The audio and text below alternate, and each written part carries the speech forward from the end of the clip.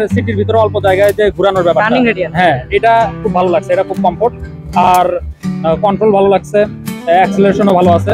Overall একটা bold ব্যাপার, এটা আমি লাস্ট ফিল করছিলাম যখন ইন্ডিয়ায় গেছিলাম, তখন একটা রয়্যাল এনফিল্ডের একটা হাই সিসির একটা বাইক চালাচ্ছিলাম। ওই সময় একটা পাওয়ার ফিল করছি, এরকম একটা পাওয়ারের একটা ব্যাপার আছে। মাইন্ড ব্লোয়িং এক্সপেরিয়েন্স, ভালো।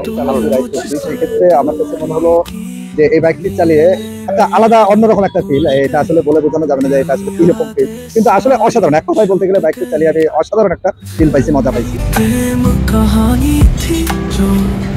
पर्दे पर सजी हुई थी अधूरी सी रातें थी, तेरी वो बातें अनकही थी, खोया हुआ सपना मेरे दिल का মাইন্ড ব্লোয়িং এক্সপেরিয়েন্স, ভালো ভালো লাগছে। ব্রেকিং কন্ট্রোলিং খুবই স্মুথ লাগছে, যেহেতু এখানে খুবই ক্রাউড একটা প্লেস।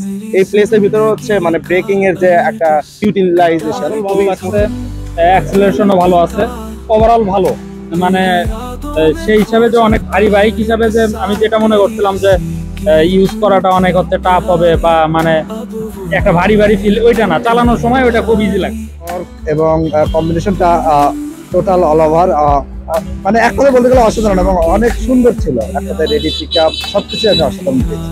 এই বাইকটি নিয়ে মানে যারা স্পোর্টস বাইক লাভার তাদের উদ্দেশ্যে মানে কিছু বলবেন এই বাইকটিকে নিয়ে? যারা স্পোর্টস বাইক লাভার, আমি মনে করি তারা অ্যানাদার অন্যান্য গাড়ি নেওয়ার চাইতে তারা যদি হিরো এই কারিশমাটা নেয়, তাহলে এক কথায় বলতে গেলে তারা সব দিকে স্যাটিসফাইড হবে।